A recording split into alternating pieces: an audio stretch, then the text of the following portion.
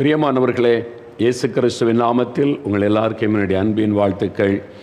இந்த வாரத்திலேயும் இந்த ஜெபிக்கலாமாக நிகழ்ச்சியில் தேவன் நம்மை ஒன்றாக இணைத்திருக்கிறார். ஆண்டவருக்கு ஸ்தோத்திரம். 12 வருஷம் ஒருத்தர் முகத்தை ஒருத்தர் பார்க்கல. கணவர் ஒரு பக்கம், மனைவி ஒரு பக்கம், தொடர்பே இல்லை. இயேசு எவ்வளோ அற்புதமான தேவன்.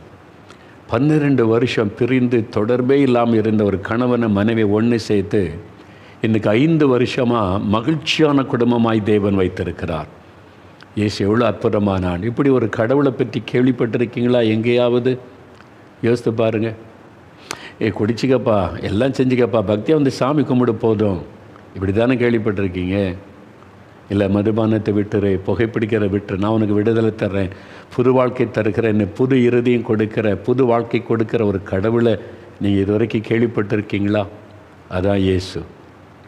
இங்கே மதம் இல்லை, இயேசு என்கிற இரட்சகர். அந்த இரட்சகர் அவனுடைய வாழ்க்கையில் தலையிட்ட உடனே ஒரே நாள் 32 வருஷ குடிப்பழக்கம் மாறினார். ஒரே நாள் ஆண்டவருடைய தொடுதல். அதாங்க இயேசு. அதுக்கு தான் அவர் வந்தார். அதுக்கு தான் சிலுவையில் ரத்தம் சிந்தினார். நீங்கள் குடும்பமாக சந்தோஷமாக இருக்கணும். இன்றைக்கி 5 வருஷம் அவர் சொல்கிறார்ப்பா, எங்களுக்குள்ள வாக்குவாதம் இல்லை, சண்டை இல்லை, முறுமுறுப்பு இல்லை, சேர்ந்து ஜெபிக்கிறோம், மகிழ்ச்சியாக இருக்கிறோம். இயேசு எப்போ குடும்ப வாழ்க்கைக்குள்ளே சென்டரில் வர்றாரோ, நிறைய பேர் வீட்டில் போர்டு வச்சுருப்பாங்க, இந்த வீட்டின் தலைவர் இயேசு. உண்மையாக அவங்க வீட்டுக்கு தலைவர் இயேசுவா? நிறைய குடும்பத்தில் இயேசு தான் வீட்டுக்கு தலைவர்னு அவரை தலைவராக வச்சுக்கிட்டு உள்ளே சண்டை போடுறது, முறுமுறுப்பு, எல்லா பிரச்சனையும் பண்ணுவாங்க. ஆனால் அப்படி இல்லை. அவங்களுடைய வாழ்க்கையில் அவருக்கு இடம் கொடுங்க. அவங்களுடைய குடும்ப வாழ்க்கையில் அவருக்கு இடம் கொடுங்க. அவருக்கு முதலிடம் கொடுங்க. யார் பெரிய ஆள்? கணவனா மனைவியா? நீங்களும் படிச்சிருக்கீங்க, நானும் படிச்சிருக்கேன். நீங்களும் வேலை செய்கிறீங்க, நானும் வேலை செய்கிறேன். நீங்களும் சம்பாதிக்க, நானும் சம்பாதிக்கிறேன். Equal rights. இப்போது அதெல்லாம் அந்த காலம், பழைய காலம். இப்போது இந்த 21ஆவது நூற்றாண்டு கடந்து வந்துட்டோம். இப்போது அப்படி தான். இந்த வாக்குவாதம், ஈகோ எதுவுமே இல்லாதபடி ஒருவருக்கு ஒருவர் விட்டு கொடுத்து, ஒருவருக்கு ஒருவர் மன்னித்து, ஒருவரை ஒருவர் நேசித்து, இயேசு தான் நமக்கு தகப்பன், அவர் தான் நமக்கு எல்லாமே என்று மகிழ்ச்சியோடு வாழ்கிற ஒரு குடும்பம். இதாங்க ஆண்டவர் உங்களுக்கு கொடுக்க விரும்புகிறார்.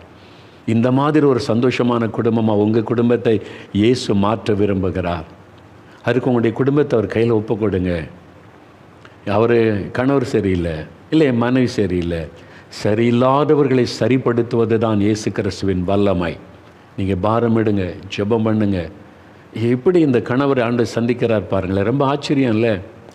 குடித்து ஜாலியாக இருக்கிறதுக்கு ஒரு ஹோட்டல் ரூமில் போய் தங்குறார். நல்ல ராத்திரிலாம் குடிச்சிட்டு காலையிலேருந்து டிவியை போட்டு ஆண்டவர் பேசுகிறார், டைரெக்டாக பேசுகிறார். அதான் இயேசு. அதாங்க இயேசு. அவர் பேசி அவரை மரம் மாற்றிட்டாரா? மனதை மாற்றிட்டாருங்க, குடும்பத்தை சேர்த்துட்டாருங்க, மகிழ்ச்சியாக வாழ வச்சுட்டாருங்க. அதுக்கு தான் இயேசு. இன்றைக்கி பார்த்தீங்களா, இதுதான் மகிழ்ச்சியான குடும்பம். உங்கள் குடும்பம் அப்படி இருக்க விரும்புகிறீங்களா? ஆண்டவர் கையில் ஒப்பு கொடுக்குறீங்களா? அப்போ ஆண்டவர் கையில் ஒப்பு கொடுத்து ஜெபிக்கும்போது நீங்கள் வேத வசனத்தில் என்ன சொல்லியிருக்குன்னு கவனிக்கணும். நான் ஒரு கணவனாக என் குடும்பத்தில் என்னுடைய பொறுப்பு என்ன? என் மனைவிக்கு செய்ய வேண்டிய காரியம் என்ன? என் குடும்ப பொறுப்பில் நான் எப்படி நடந்து கொள்ளணும்னு நான் கவனம் செலுத்தணும். என்னுடைய மனைவி ஒரு மனைவியாக ஒரு புருஷனுக்கு செய்ய வேண்டிய கடமை நான் எப்படி நடந்து கொள்ளணும்? கர்த்தர் என்ன ஆண்டவர் என்ன விரும்புகிறா பார்க்கணும். உலகத்தில் இன்றைக்கி நிறைய பேசுவாங்க, அதை சொல்லுவாங்க, இதை அந்த கருத்தெல்லாம் மாற்றத்தை கொண்டு வராது. ஆனால் தேவனுடைய வார்த்தை, நம்மை சிருஷ்டித்த ஆண்டவர், குடும்பத்தையே சிருஷ்டித்த ஒரு தேவன் இருக்குது. அவர் சொல்கிறது தான் கரெக்டாக இருக்கும். உலக மக்கள் சொல்கிறது கேட்கனால அந்த நேரம் கைத்தட்டிட்டு போவீங்க. ஆனால் வீட்டில் இந்த ஏட்டு சுரக்கா சமையலுக்கு ஆகாதுன்னு சொல்லுவாங்களே, அந்த மாதிரி அந்த நேரத்தில் கைத்தட்டிட்டு ஜாலியாக இருந்துட்டு போகலாம், அவ்வளோதான். ஆனால் உள்ளத்துக்குள்ளே மாற்றம் கொண்டு வருவது தேவனுடைய வார்த்தை, இயேசுவின் வார்த்தை. அப்போ நம்ம மனைவிகள் தான் முதல்ல பார்க்குறோம். ஏன்னா மனைவிகள் தான் குடும்பத்தை கட்டுகிற பெரிய பொறுப்பை பெற்றவர்கள்.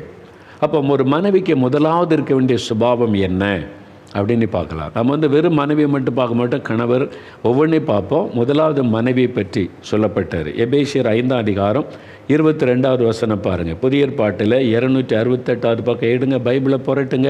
நீங்கள் பைபிளோடு தானே உட்காருன்னு சொல்லி இருக்கிறல்ல, பைபிள் வாசிங்க, வசனத்துக்கு முதலிடம் கொடுங்க, உங்களுடைய வாழ்க்கை பிரகாசிக்கும். எபேசியர் 5ஆம் அதிகாரம் 22ஆம் வசனம். மனைவிகளே, கர்த்தருக்கு கீழ்ப்படுகிறது போல உங்கள் சொந்த புருஷருக்கு கீழ்ப்படியுங்கள். அப்போ ஒரு மனைவிக்கு ஆண்டவர் சொல்கிற முதலாவது ஒரு ஆலோசனை, கட்டளை, கீழ்ப்படியுங்கள். Submit your self. ஆண்டவர் சொல்ல, wife submit your self to your husband. உடைய மனைவிக்கு உடைய கணவருக்கு கீழ்ப்படிந்திருங்கள், கர்த்தருக்கு கீழ்ப்படுகிறதை போல. அப்போ என்ன அர்த்தம்? உங்கள் கணவருக்கு நீங்கள் கீழ்ப்படியாவிட்டால் நீங்கள் கர்த்தருக்கு கீழ்ப்படியலைன்னு அர்த்தம்.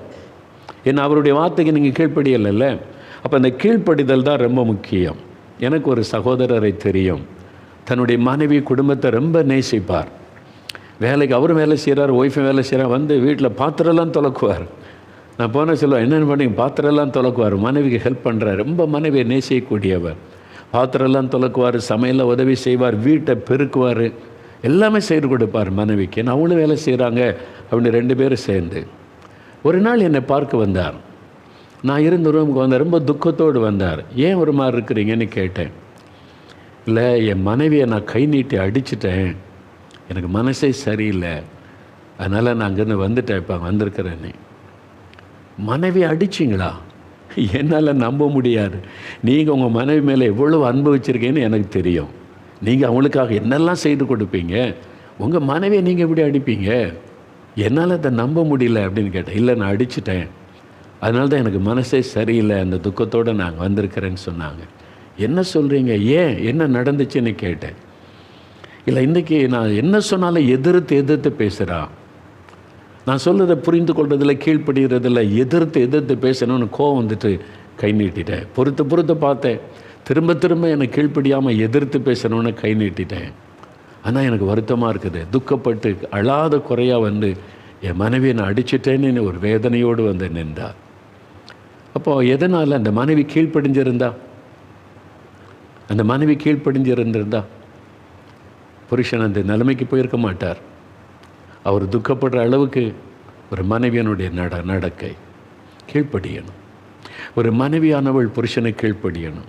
இன்னொரு நண்பரை எனக்கு தெரியும், அவங்களுடைய மனைவி பிள்ளைகள் தான் அவருக்கு உலகமே. வேறு எங்கேயும் போக மாட்டார், அனாவசியமாக எங்கேயும் வேலை விட்டால் வீடு விட்டால் வேலை, அவ்வளோதான், சர்ச்சி, அவ்வளோதான், வேறு உலகமே தெரியாது. தன்னுடைய மனைவி பிள்ளைகள் அதான் அவருடைய உலகமே. அப்படி தான் வாழ்ந்தார். ஒரு நாள் பேசும்போது சொன்னார், பிரதர், வர என் மனைவி மேலே எனக்கு அன்பு குறைந்து கொண்டே வருகிறது. நான் அதிர்ச்சி அடைஞ்சிட்டேன். ஏன் அப்படி சொல்கிறீங்க? நீங்கள் உங்களுக்கு உலகமே உங்கள் குடும்பம் தானே, உங்களுடைய மனைவி பிள்ளைகள் தானே. இல்லை, இப்போது எனக்கு என் மனைவி மேலே அன்பு குறைஞ்சிக்கிட்டே வருது. நான் எவ்வளவு மேலே அன்பு வச்சுருந்தேனோ இப்போ கொஞ்சம் கொஞ்சமாக குறையுது. ஏன் அப்படி சொல்கிறீங்க, என்ன காரியம்? ஏன்னா இப்போ சமீப நாட்களாக என் மனைவி என் வார்த்தைக்கு செவி கொடுக்கறதே இல்லை, கீழ்ப்படிவதே இல்லை. நான் என்ன சொன்னாலும் எதிர்த்து பேசுவாள், நான் என்ன சொன்னாலும் விதண்டாவாதம் பேசுவாள், நான் என்ன சொன்னாலும் அதுக்கு எதிர்வினை பேசுவது. அதை கேட்க அவன் மேலே உள்ள அன்பு எனக்கு குறைஞ்சிக்கிட்டே வருது, வெறுப்பு உண்டாக ஆரம்பிக்கிறது. மனைவிமார்கள் புரிந்து கொள்ளுங்கள், நீங்கள் கீழ்ப்படிய உங்களுடைய கணவருடைய அன்பு உங்கள் மேலே அதிகமாகும். மனைவிமார் சொல்லுவாங்க, இவர் என்னை நேசிக்க மாட்டேங்கிறார் பிரதர், வீடுகளில் பேசுன்னு சொல்லுவாங்க, இவர் என்னை நேசிக்க மாட்டேங்கிறார் பிரதர்பார். நீங்கள் நல்லா கவனிங்க, இதில் 2 பேருடைய பொறுப்பு, கணவன் மனைவி புருஷனுக்கு கீழ்ப்படியணும், கணவன் புருஷன் மனைவி மேலே அன்பு கூறணும். அது பின்னால் நம்ம தியானிப்போம். இப்போ நான் சொல்கிறேன், அன்பு கூறணும். இந்த 2க்குள்ள தொடர்பை பாருங்களேன். ஒரு மனைவி புருஷனுக்கு கீழ்ப்படிய மனைவி மேலே புருஷனுக்கு அன்பு அதிகமாகும். நல்லா அறிந்து கொள்ளுங்க. சில சொல்லுவாங்க, கணவருக்கு சொல்லுங்கள் பிரதர், என்னை நேசிக்க சொல்லுங்கள் பிரதர், என்னை நேசிக்க மாட்டேங்கிறாருமாங்க. சட்டம் போட்டுலாம் நேசிக்க வைக்க முடியாது. அன்பு என்பது ஊழியக்காரன் கட்டளையிட்டு இல்லை அவங்க மனைவி நேசிங்க, இல்லாட்டினா அவ்வளோதான், அப்படிலாம் சொல்லி நேசிக்க வைக்க முடியாது. ப்ராக்டிக்கலாக நீங்கள் கரிஞ்சிங்கன்னா மனைவி கீழ்ப்படிய புருஷனுக்கு மனைவி மேலே அன்பு அதிகமாகும். அப்போ இன்னொரு பக்கம் பார்த்தீங்கன்னா, ஒரு புருஷன் மனைவிடத்தில் அன்பு கூற மனைவி புருஷனுக்கு கீழ்ப்படுகிற சுபாவத்துக்குள்ளே வந்துடுவாங்க. என் கணவர் மேலே இவ்வளோ அன்பாக இருக்காரை கீழ்ப்படிஞ்சிருவாங்க. 2 ஒன்றுக்கொன்றோடு நெருக்கமான தொடர்புடையது. இதில் யாரையும் குற்றப்படுத்த முடியாது. மனைவி கீழ்ப்படிய புருஷனுடைய அன்பு ஆட்டோமேட்டிக்காக அவங்க மேலே வரும். யாரும் சொல்ல தேவையில்லை. எல்லாம் கூப்பிட்டு ஊர்கூட்டம் போட்டு மனைவியை நேசி அப்படின்னு சொல்லிட்டு நேசம் வந்துடுமா? சட்டம் போட்டால் வந்துடுமா? அது உள்ளத்துலேருந்து வரணும், உணர்வுபூர்வமானது. மனைவி கீழ்ப்படியும் போது தான் அந்த அன்பு வரும். அதே மாதிரி புருஷன் மனைவியை நேசிக்க தான் மனைவிக்கு கீழ்ப்படுகிற அந்த எண்ணம் வரும். இந்த ஆள் என்ன நேசிக்க மாட்டேங்கிறார், நான் அவருக்கு கீழ்ப்படியணும், அந்த வெறுப்பு மனைவியுடைய உள்ளத்தில் வந்துடும். ஆனால் 2 பேர் சம்மந்தப்பட்டது, 2 பேருக்கும் வசனம் பேசுகிறாரு. அதனால் மனைவிமார்கள் எப்பொழுதுமே உங்களுடைய கணவருக்கு கீழ்ப்படுகிற ஒரு இருதயம் உள்ளவர்களாக இருக்கணும். சிலர் கேட்பாங்க, எதுக்கு கீழ்ப்படியணும்? என் கணவருக்கு நான் எதுக்கு கீழ்ப்படியணும்? என்ன காரியத்துக்கெல்லாம் கீழ்ப்படியணும்? அதுலாம் சிலர் கேட்டிருக்காங்க. சில சகோதரிமார் வந்து இப்போ கீழ்ப்படியன்றீங்க, எந்த காரியத்துக்கு என் கணவருக்கு கீழ்ப்படியணும்? நான் சொல்கிறது முக்கியம் இல்லை, வசனம் என்ன சொல்லுது, ஆண்டவர் என்ன சொல்கிறான்றது முக்கியம். இதை எபேசியர் 5:24 பாருங்கள். எபேசியர் 5:24 வசனம் புரட்டுங்க, பைபிளை பாருங்கள். ஆண்டவர் என்ன எழுதி கொடுத்திருக்கிறார். ஆகையால் சபையானது கிறிஸ்துவுக்கு கீழ்ப்படுகிறதை போல மனைவிகளும் தங்கள் சொந்த புருஷர்களுக்கு எந்த காரியத்திலேயும் கீழ்ப்படிந்திருக்க வேண்டும். எதுக்கெல்லாம் நான் கீழ்ப்படியணும்? எல்லாத்துக்குமா கீழ்ப்படியணும் அப்படின்னு சொன்னீங்கன்னா, ஆண்டவர் என்ன சொல்கிறார், வசனம் என்ன சொல்லுது, ஆண்டவர் என்ன எழுதி கொடுத்துருக்கிறார் பாருங்க. மனைவிகளும் தங்கள் சொந்த புருஷர்களுக்கு எந்த காரியத்திலும் கீழ்ப்படிய வேண்டும். எந்த காரியத்திலும் கீழ்ப்படியணுமா? சில சமயம் ரட்சிக்கப்படாத கணவர் சிலருக்கு அமைஞ்சிருவாங்க. அதில் ஒரு சாட்சி நான் கேட்டேன். ஒரு சகோதரி நல்ல ரட்சிக்கப்பட்டவங்க, நல்ல ஜெபிக்கிறவங்க, பக்தி உள்ள கிறிஸ்தவ குடும்பம், அதனால் சர்ச்சுக்கெல்லாம் போகிறாங்க. வெளிப்படையாக ஃபேட் அப்படின்னா அவங்க ரொம்ப பக்தி உள்ளவங்க, சர்ச்சுக்கெல்லாம் வருவாங்க, காணிக்கெல்லாம் கொடுப்பாங்கன்னு கல்யாணம் பண்ணிட்டாங்க. கல்யாணம் பண்ணி உள்ளே போன பிறகு தான் நிறைய விஷயங்கள் தெரியும், வெளியில் தெரியாது. ஆனால் ரட்சிப்பின் அனுபவம் அவங்களுக்கு கிடையாது. பக்தியாக இருப்பாங்க கிறிஸ்தவங்க. ஒரு நாள் அவர் சொன்னார், புறப்படு, சாயங்காலம் எல்லாம் புறப்படுனார். எங்கே புறப்படணுங்க? சினிமாவுக்கு போகணும். சினிமாவுக்கு போகிறேன், ஃப்ரெண்டு போகிறாங்க, அவங்க ஃபேமிலி வருது, நீ வா போகலாம். இவங்க ரட்சிக்கப்பட்டு சினிமாலாம் பார்க்குறது இல்லை, அதில் விடுதலை பெற்றுட்டாங்க. இப்போ என்ன செய்கிறது? இதுக்கெல்லாம் கீழ்ப்படிய முடியாது, நான் சினிமாக்கெல்லாம் வர முடியாது, அதனால் கீழ்ப்படியெல்லாம் முடியாது அப்படி சொல்கிறதா? கணவர் கூப்பிட்றாரு, எந்த காரியத்தில் கீழ்ப்படிங்கன்னு இருக்க போகிறதா? பெரிய டைலமா இல்லை? இந்த சகோதரி மனசில் ஜெபிச்சாங்க, ஆண்டவரே என்ன இது, நான் ரட்சிக்கப்பட்டு இதெல்லாம் விட்டுட்டு வந்திருக்கிறேன், கணவர் சினிமாவுக்கு கிளம்புன்றாரு, என்ன செய்கிறது? அவருக்கு அந்த அனுபவம் இல்லை, ரட்சிப்பின் அனுபவம் இல்லை, இது ஒரு பாவம், அதுன்னு அவருக்கு தெரியல. இதில் என்ன தப்பு அப்படின்னு நினைக்கிறது. ஆண்டவர் சொன்னார், புருஷனுக்கு கீழ்ப்படி, அவ்வளோதான், புருஷனுக்கு கீழ்ப்படி, நீ போ. சரி ஆண்டவரே, நீ புறப்பட்டு போயிட்டாங்க. சினிமா தேட்டரில் போனால் இவர் உட்காந்து சினிமா பார்த்துக்கிட்டே இருக்காரா, இவங்க நல்லா கண்ணை மூடி தூங்கிட்டாங்க. இவர் பார்க்குறாரு, தூங்கிக்கிட்டே இருக்கிறாங்க. சினிமா முடிஞ்சோடனே தட்டி எழுப்பி வா அப்படின்னு கூட்டிகிட்டு வந்தார். என்னென்ன, எனக்கு அதிலெல்லாம் விருப்பம் இல்லைங்க, நான் அதெல்லாம் விட்டு ரொம்ப காலம் ஆச்சு, அதனால் எனக்கு விருப்பம் இல்லை, நீங்கள் பார்க்குறீங்க, உங்களுக்கு துணையாக நான் வந்தேன், அவ்வளோதான் அப்படின்னு சொன்னாங்க. அப்படியா அப்படின்னு போயிட்டார். ஒரு வாரம் கழிச்சுது, திரும்ப ஒரு நாள் அடுத்த படம் போட்டிருக்காங்க, வா போகலாம், அவங்க ஃப்ரெண்ட்லாம் போகிறாங்க ஃபேமிலியாக, நீ வான்னு சொல்லி. ஆண்டவரே என்னடா அது சோதனை, வாரம் வாரம் புதுப்படம் வந்தால் வாரம் வாரம் நான் சினிமா தேட்டருக்கு போகிறதா? சரி போ அப்படின்னார் ஆண்டவர். சரின்னு போனாங்க. இவர் பார்த்துக்கிட்டே இருந்தார், இவங்க கண்ணை மூடி ஜெபிச்சுக்கிட்டே இருந்தாங்களா, அப்படியே தூங்கிட்டாங்க. 1 மணி நேரம் தான் ஆயிருக்கும், மனைவியை தட்டி எழுப்பினார். என்னங்க அப்படின்னாங்க, வா போகலான்னாரு. சினிமா முடிஞ்சிட்டா? இல்லை முடியலை, இன்னும் பாதி கூட வரல, 1 மணி நேரம் தான் ஆயிருக்கு, பிறகு போகலான்றீங்க. இல்லை வா. வீட்டுக்கு கூட்டு வந்தார். என்ன ஆச்சுன்னா, என்னால் பார்க்கவே முடியல, ஏதோ எனக்கு மனசுக்கு பண்ணுது, நான் தப்பு பண்ணுறதோன்னு உணர்வு வருது, நீ அதெல்லாம் பார்க்குறதில்ல, நீ இப்படிப்பட்ட ஒரு ஆவிக்குரிய வாழ்க்கையில் இருக்க, என் மனசாட்சி என்னை வாதிக்குது, இனிமேல் வேண்டாம். அதில் கணவர் ரட்சிக்கப்பட்டார். மனைவியினுடைய கீழ்ப்படிதல், ரட்சிக்கப்பட்டார், ஆண்டவருக்கு ஒப்பு கொடுத்துட்டார். பாருங்கள், அந்த கீழ்ப்படிதல். சின்ன காரியத்தை வச்சு சண்டை போடுறது, இந்த சண்டை. இதே மாதிரி இன்னொரு சாட்சி, நான் சென்னையில் இருக்கும்போது நான் ரட்சிக்கப்பட்டேன். பொன்னேரியில் நான் காலேஜில் படிக்கும்போது தான் ரட்சிக்கப்பட்டேன். அங்கே ஒரு ஜபக்குழு, நாங்களாம் கூடி ஜெபம் பண்ணுவோம். அதில் ஒரு சகோதரர் ஒரு அனுபவத்தை சொன்னாங்க. அவர் ரட்சிக்கப்பட்டார். பக்தி உள்ள கிறிஸ்துவ குடும்பத்திலேருந்து கல்யாணம் பண்ணாங்க. அப்போ இவங்க நல்ல சர்ச்சுக்கு போகிறாங்க, பக்தி உள்ளவங்க அப்படி. இவர் ரட்சிக்கப்பட்டு சினிமாக்கெல்லாம் போகிறதில்லை. அப்படி மனைவி சொன்னாங்க, பக்கத்து வீட்டிலலாம் சினிமாவுக்கு போகிறாங்க, நானும் போயிட்டு வரேன். இவர் பார்க்க மாட்டார்னு மனைவிக்கு தெரியும், இவர் அதெல்லாம் பார்க்க மாட்டார், வர மாட்டார்னு. அதனால கேட்டேன், பக்கத்து வீட்டில் இவங்கெல்லாம் போகிறாங்க பெண்கள்லாம், நானும் போயிட்டு வரேன். உடனே நீங்களாம் அந்த என்ன பண்ணுவீங்க, என்ன நினச்சிக்கிட்டு இருக்க அப்படின்னு ஒரு சண்டை போட்டு, சினிமாவா போதப்பா உனக்கு பெரிய பிரசங்கமாக பண்ணியிருப்போம். அவர் என்ன பண்ணார், அப்படியா சரி எவ்வளோ வேணும், எவ்வளோ வேணும், காசு எடுத்து சரி போயிட்டு வா அனுப்பி, ஒன்றுமே சொல்ல, போயிட்டு வா. அவங்க மனைவி போன உடனே கதவை மூடி முழங்கால் படிக்கிட்டாராம். ஆண்டவரே, என் மனைவி ரட்சிக்கப்படணும். அவள் ரட்சிக்கப்படாட்டா இது தப்புன்னு அவளுக்கு தெரியாது. நான் சண்டை போட்டால் எங்கள் குடும்ப சமாதானம் தான் பாதிக்கும். என் மனைவி ரட்சிக்கப்பட்டு உம்முடைய பிள்ளை ஆயிட்டா இதிலிருந்து அவள் வெளியே வந்துடுவா. அவர் ரட்சிப்புக்காக நான் ஜெபிக்கிறேன். ஒரு கணவன் பாரம் எடுத்து ஜெபிச்சாராம். எவ்வளோ நேரம் தெரியுமா? சினிமா முடிந்து வந்து வீட்டுக்கு தட்டு வரைக்கும் முழங்காலே நின்னாராம். 3 மணி நேரத்துக்கு மேலே தன் மனைவியினுடைய ரட்சிப்புக்காக ஜெபித்தார். ஒன்றுமே கண்டுக்கல. நான் ஜெபிச்சுக்கிட்டு இருந்தேன் அப்படின்னு ஒன்றும் சொல்லலை. வந்துட்டு சரி சாப்பிட்டாங்க, சந்தோஷமாக ஓகே நல்லா போயிட்டு வந்தேன். அவங்க வந்து சந்தோஷமாக சொன்னாங்க, ஃப்ரெண்டோடு போயிருந்தேன், சினிமா அப்படி இப்படின்னு அதெல்லாம் சொன்னாங்க. ஓகே, அதை கேட்டுக்கிட்டார். ஒன்றும் மனைவிட்டு வாக்குவாதம் பண்ணலை, சண்டை போடலை. இன்னும் 1 வாரம் கழிச்சுதா மறுபடியும் திரும்ப 2வது புதுசாக ஒரு படம் வந்திருக்கிறாங்க, இவங்கெல்லாம் போகிறாங்க, நான் போயிட்டு வரேன். ஒன்றும் கோவம்லாம் படலை அவர். அப்படியா, சரி நீ காசு கொடுத்து சரி போயிட்டு வா அனுப்பிட்டார். அனுப்பிட்டு கதவை மூடி முழங்கால் போட்டாராம். கிட்டத்தட்ட ஒரு 1 மணி நேரம் 1.5 மணி நேரம் இருக்கும். வீட்டுக்கு கதவு தட்டுற சத்தம் கேட்குது. இப்போ பார்க்குறாரு, மனைவி சினிமாவுக்கு போனார், வர்றதுக்கு இன்னும் ரொம்ப நேரம் இருக்குது, 3 மணி நேரத்துக்கு மேலே ஆகுமே, போய் 1.5 மணி நேரம் தான், கதவை யார் தட்டுறா அப்படின்னு முழங்காலில் இருந்து ஒரு எலும்பி வந்து கதவை திறந்த மனைவி நிற்கிறாங்க. என்னாச்சு? என்னால் சினிமா பார்க்க முடியலங்க, என் மனசாட்சி என்னை பாதிக்குது, நான் பாவம் செய்கிறேன்னு ஆண்டவர் உணர்த்தினார். வேண்டாம், இனிமேல் இந்த பாவம் எனக்கு வேண்டாம். அன்றைக்கு ஒப்பு கொடுத்தாங்க, மனைவி ரட்சிக்கப்பட்டாங்க. இது மாதிரி எத்தனை அனுபவங்கள் என் ஊழிய பாதையில் கேட்டிருக்கேன்னு தெரியுமா?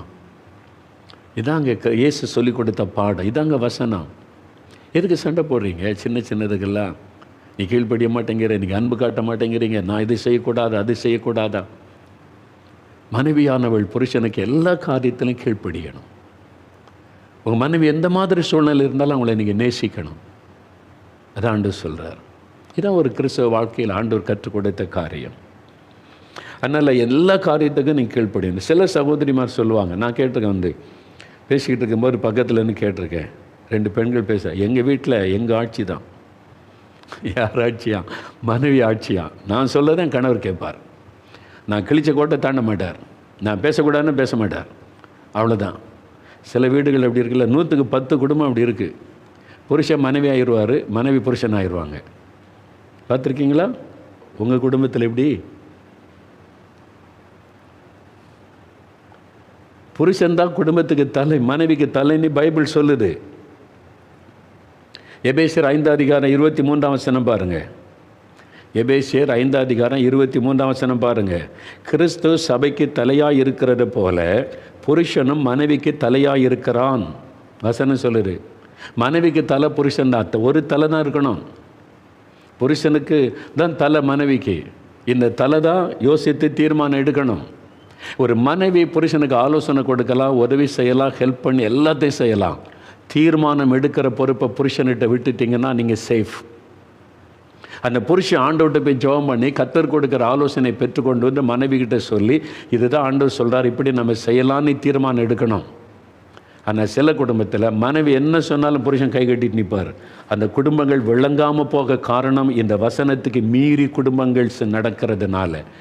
எங்கள் குடும்பத்தில் எங்கள் ஆட்சி தான், நான் தான் தலைன்னு ஒரு பெண் பேசினா உங்கள் குடும்பத்தில் தேவ ஆசீர்வாதத்தை இழந்துருவீங்க. உங்கள் குடும்பத்தில் பல வேதனையான காரியம் நடக்கும், அவமானமான காரியம் நடக்கும்.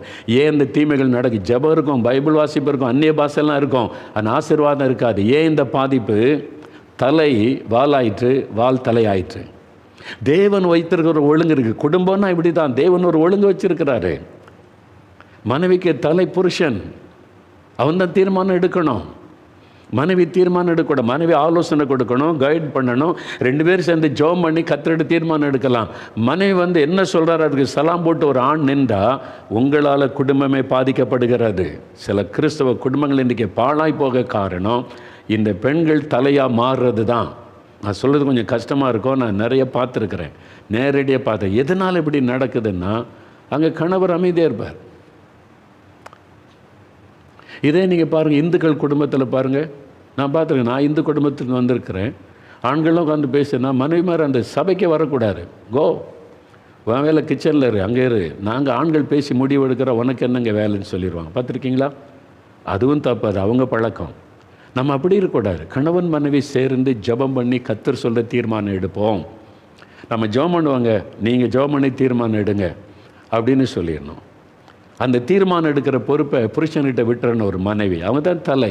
அது நீங்கள் ஆண்டு கேளுங்க, ஜெபம் பண்ணுங்கன்னு. சில குடும்பத்தில் சில புருஷன் ஊதாரித்தனமாக சுற்றுவார், குடிகாரனாக இருப்பார், ஜெபிக்க மாட்டார், அப்போது அந்த பெண்கள் தான் அந்த குடும்பத்தை ஞானமாக நடத்தணும். அப்போது அது ஓகே. அந்த மனைவி, அவர் குடிகாரனாக இருக்கார், ஒன்றும் குடும்பக்காரையுமே கவனிக்க மாட்டார், இஷ்டப்படி இருக்கிறார், என்ன செய்கிறது? அப்போ மனைவி ஆண்டவர்கிட்ட ஜெபம் பண்ணி குடும்பத்தை நடத்தணும்.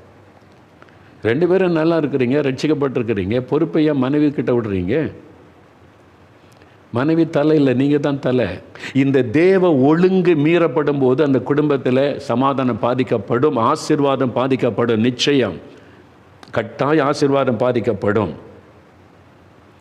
அதனால் இதில் நீங்கள் கவனமாக இருக்கணும். வசனத்தின்படி வாழ உங்களை அர்ப்பணித்துக்கணும். பைபிள் அப்படி தாங்க சொல்லுது, அதனால் இப்படி தான் நீங்கள் செய்யணும் அப்படின்னு சொல்லணும். சில மனைவிமார் புருஷனுக்கு கீழ்ப்படியாமல் அவரை திட்டி திட்டி திட்டி வேதனைப்படுத்துறதுனால சில கணவர்கள் உள்ள உடஞ்சிருவாங்க. பார்த்துருக்கீங்களா? சில ஆண்கள் கண் கலங்கி நிற்பாங்க. நிறைய பெண்கள் தான் பாதிக்கப்படுறோன்னு நினைக்கிறோம். உண்மை, அதிகமான பெண்கள் ஆண்களால் பாதிக்கப்படுறாங்க. அதே சமயத்தில் பெண்களால் பாதிக்கப்படுற ஆண்களும் நிறைய பேர் இருக்கிறாங்க. அது வெளியே சொல்ல முடியாது. பெண்கள் உடனே கண்ணீர் ஒடிச்சிருவாங்க. ஆண்கள் உள்ளத்துக்குள்ளேயே வச்சு வேதனைப்படுவாங்க. அவங்க ஒரு குடும்பத்தில் மனைவியனுடைய உபத்திரம் தாங்க முடியாமல் நெருக்கி போதும் ஆண்டவரேன்னு சொல்லிட்டான்னு வைங்களேன், அவ்வளோதான். ரட்சிக்கப்பட்ட ஒரு கணவர், ஆண்டவருக்கு பயந்து நடக்கிற கணவர், மனைவியனுடைய கீழ்ப்படியாமல் உபத்திரம் தாங்க முடியாமல் சிறுமைப்படுத்தப்பட்டு உள்ளத்தில் வேதனை வந்துட்டுன்னா இளைப்பாறுதலில் போயிடுவாங்க. வாழவே வெறுப்பில்லை, அவங்களுடைய இருதயம் வெறுத்துட்டு ஆண்டவருடைய ராஜ்யம் போயிடுவாங்க. அதனால தான் நீங்கள் நிறையா சில ஊழியக்காரன் குடும்பத்தில் கூட பாருங்களேன், நிறைய நீங்கள் பாருங்கள், மனைவிமார் இருப்பாங்க, ஊழியக்காரங்க முதல்ல போயிடுவாங்க. நீங்கள் நல்லா விசாரித்து பாருங்கள், அவங்க இருதயம் காயப்பட்டிருக்கும். அவங்க இருதயத்தில் காயம் வந்துட்டு தேவன் கவனம் செலுத்துவார். என் ஊழியக்காரன், நான் ரட்சித்து அபிஷேகம் பண்ணுற என்னுடைய தாசன், இந்த குடும்பத்தில் அவனுக்கு நிம்மதி இல்லை, அவனை காயப்படுத்துகிறாங்க, துக்கப்படுத்துகிறாங்க, அவமானப்படுத்துகிறாங்க, அவனுடைய உள்ளம் விரக்தி அடைஞ்சிட்டுன்னா தேவன் எடுத்துக்கொள்ளுவார். அதுக்கு பிறகு இந்த மனைவிமார் உட்கார்ந்து வேதனைப்படுவாங்க பாருங்கள். நிறையப்பா எல்லாருடைய குடும்பத்தில் அப்படி இல்லை, தயவுசெய்து நீங்கள் உடனே தப்பாக எல்லாரையுமே அப்படி பார்க்காருங்க. நிறைய அப்படி இருக்குது, 50-50 கூட வச்சுக்கொள்ளுங்க. நிறைய அப்படி இருக்குது. எலியா சொன்னார், போரும் கத்தாவை என்னோட ஆண்டவர் பார்த்துட்டார், என் ஊழியக்காரன் உள்ள உடஞ்சிட்டான். ஓகே, இது எப்படிங்க நீங்கள் சொல்ல முடியும்னு சொல்கிறீங்களா? ஒரு வேத வசனம் பாருங்கள், யோவான் 17:15 வேத புஸ்தகம் திருப்புங்க. யோவான் 17:15 பாருங்கள். 153வது பக்கம். இயேசு ஒரு ஜெபம் பண்றார் பிதாகிட்ட தன் சீஷர்களுக்காக. நீர் அவர்களை உலகத்திலிருந்து எடுத்துக்கொள்ளும்படி நான் வேண்டிக் கொள்ளாமல் நீர் அவர்களை தீமை நின்று காக்கும்படி வேண்டிக் கொள்கிறேன் என்று சொல்றார். நீர் அவளை உலகத்திலிருந்து எடுத்துக்கொள்ளும்படி வேண்டிக் கொள்ளாமல் அப்படின்னா என்ன அர்த்தம்? அப்படி கூட இயேசு வேண்டிக் கொள்வார், போதும் ஆண்டவர், என் ஊழியக்காரன் பட்ட பாடு போதும், அவரை எடுத்துக்கொள்ளுங்க அப்படின்னு சொல்லுவதற்கு வாய்ப்பு இருக்கிறதை இயேசு குறிப்பிடுகிறார். ஆனால் இவங்க காரியத்தில் நீர் அவளை எடுத்துக்கொள்ளும்படி வேண்டிக் கொள்ளாமல் தீமைக்கு விலைக்கு காத்து கொள்ளும் என்று ஜெபம் பண்ணுகிறேன்னு இயேசு சொல்லுகிறார். அதனால தான் நிறைய ஊழியக்காரங்க முந்தி ஓட்டத்தை முடிச்சிருவாங்க, அவங்க மனைவி மாதிரிலாம் இருப்பாங்க. பார்த்துருக்கீங்களா? நல்ல ஊழியம் செய்த நல்லா இருந்தாங்கன்னா பிரச்சனை இல்லை. அவங்க உள்ளம் பாதிக்கப்பட்டு மனசாட்சி பாதிக்கப்பட்டு துக்கத்தோடு இருக்காங்கன்னா என்ன அர்த்தம்? இவங்களால் அவங்களுடைய கணவர் பாதிக்கப்பட்டிருக்கலாம். ஆவிக்குறை சில காரியம் அடங்கியிருக்குங்க. என் ஊழிய பாதையில் பார்த்துருக்கிறேன் நான். அழுவாங்க. ஏன்? அவ்வளோதான். அவருடைய மனைவி அவருடைய உள்ளத்தை காயப்படுத்தி வேதனைப்படுத்தி இருப்பாங்க. அவர் உள்ளம் உடைந்து போதும் ஆண்டவரேன்னு சொல்லிடுவார். அவ்வளோதான். தேவன் என் பிள்ளைப்பட்ட பாடு போதும், என் சமூகத்தில் இளைப்பாறட்டும் என்று எடுத்துக்கொள்ளுவார். இந்த வசனத்தில் பாருங்கள். அப்போ ஆண்டவரை எடுத்துக்கொள்ளுன்னு வேண்டுதல் செய்திருவார். அதுக்கு இடம் கொடுக்காருங்க. மனைவிமார்கள், உங்களுடைய ரட்சிக்கப்பட்ட அபிஷேகம் பெற்ற கணவர் ஊழியக்காரனாக இருந்தால் அடங்கி இருங்க. அவர் அன்பை வைத்துக்கொள்ளுங்க, சந்தோஷமாய் வைத்துக்கொள்ளுங்க. இல்லாவிட்டால் பாதிப்பு அவருக்கு அல்ல. ஒரு நாள் நீங்கள் பாதிக்கப்பட்டு விடக்கூடாது. கவனமாக இருக்கணும். கர்த்தர் உங்களுக்கு ஒரு நல்ல ரட்சிக்கப்பட்ட ஜெபிக்கிற கணவரை கொடுத்திருந்தால் அவரை பாதுகாக்கிற பொறுப்பு உங்களுடையது. நம்ம அவர் ஊழியக்காரர் தானே, அவர் ரட்சிக்கப்பட்ட என்ன வேணாலும் திட்டலாம் பேசலான்னு அவர் அவமானப்படுத்தி வேதனைப்படுத்தி காயப்படுத்திட்டீங்க. இது வேதத்தில் சொல்லப்பட்ட சத்தியம்தான். அதனால் தயவுசெய்து இந்த காரியத்தை நீங்கள் கவனத்தில் கொள்ளணும். அப்போ ஆண்டவரே, நீர் எனக்கு கொடுத்த ரட்சிக்கப்பட்ட நல்ல கணவருக்காய் ஸ்தோத்திரம். அபிஷேகம் பெற்ற கணவருக்காய் ஸ்தோத்திரம். அவர்தான் எனக்கு தலை. நான் அவருக்கு மேலே அதிகாரம் செலுத்த மாட்டேன். நான் அவருக்கு மேலே தலையாக செயல்பட மாட்டேன்.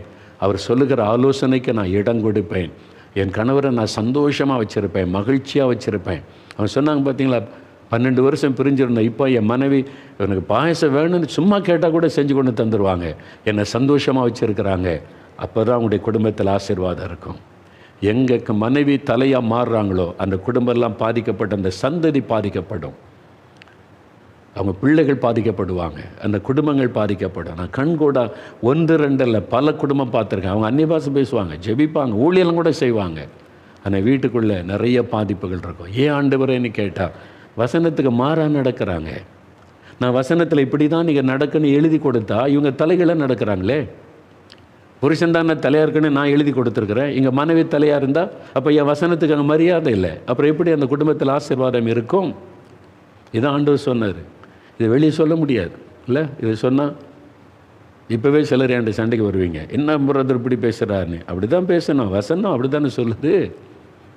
அதனால் இந்த நாளில் ஒப்பு கொடுத்து ஒரு நிமிடம் நம்ம ஜெபிச்சிடலாமா? அடுத்த வாரம் இதில் இதனுடைய தொடர்ச்சியாக இன்னும் சில காரியங்களை நம்ம ப்ராக்டிக்கலாக தியானிக்க போகிற வசனத்தின்படி ஒரு நிமிடம் அப்படியே கண்களை மூடி, ஆண்டவரே நான் எங்கே தவறு செய்திருக்கிறேன், எங்கே தவறு செய்து கொண்டு இருக்கிறேன். மனைவிமார் ஒப்பு கொடுங்க, கீழ்ப்படி ஒப்பு கொடுங்க, கணவருக்கு கொடுக்க வேண்டிய மரியாதை கொடுக்க, கனம் கொடுக்க. அவர் தான் தலை என்று. அவங்க குடிகாரனாகவே இருக்கட்டும், அவர் தான் அவங்க தலை, மாற்ற முடியாது. அதுதான் வேதம் சொல்லுகிறாரு. அவர் ரட்சிக்கப்படாதவராக இருக்கட்டும், அவர் தான் உங்களுக்கு தலை. அதுக்கு ஒப்பு கொடுங்க, அவர் ஆண்டவர் மாற்றிடுவார். இன்றைக்கு ஒப்பு கொடுங்க. ஆண்டவரே எங்களோடு நீர் பேசி கொண்டிருக்கிறீர், குடும்பத்தோடு பேசி கொண்டிருக்கிறீர். உம்முடைய வசனத்தின்படி வாழ்வதற்கான இருதயத்தை ஒவ்வொரு குடும்பத்தில் உள்ள பிள்ளைகளுக்கும் தாரும். ஒவ்வொரு மனைவிமாரும் தன் புருஷனுக்கு கீழ்ப்படிந்திருக்கவும், நேசிக்கவும், புருஷனை தலையாக எண்ணி மரியாதை செலுத்தவும், அடங்கி இருக்கும் நீர் இருதயத்தை கொடுப்பீராக. புருஷனுடைய இருதயத்தை காயப்படுத்தி வேதனைப்படுத்தாதபடிக்கு அன்பினாலே நடந்து கொள்ளுகிற இருதயத்தை கொடுப்பீராக. காயப்பட்ட உள்ளத்தோடு இருக்கிற புருஷன்மாருடைய இருதயங்கள் காயங்களை ஆற்றி அவளை சமாதானத்தை, சந்தோஷத்தை கொடுப்பீராக. உடைந்து கிடக்கிற குடும்பங்கள் இணைக்கப்படட்டும், பிரிந்து கிடக்கிற குடும்பங்கள் திரும்ப கட்டப்படட்டும். இயேசுவின் நாமத்தில் இந்த அற்புதம் நடக்கட்டும். இயேசு கிறிஸ்துவின் நாமத்தில் ஒவ்வொரு குடும்பத்திலும் மகிழ்ச்சி, சந்தோஷம், சமாதானம் நிறைவாக இருக்கட்டும். இயேசுவின் நாமத்தில் ஜெபிக்கிறோம் பிதாவே. ஆமேன், ஆமேன். என் ஆத்துமாவே கர்த்தரை சோஸ்திரி, என் முழு உள்ளமே அவருடைய பரிசுத்தமுள்ள நாமத்தை சோஸ்திரி. என் ஆத்துமாவே கர்த்தரை சோஸ்திரி, அவர் செய்த சகல உபகாரங்களை மறவாதே. ஆமேன், ஆமேன். நாளைக்கு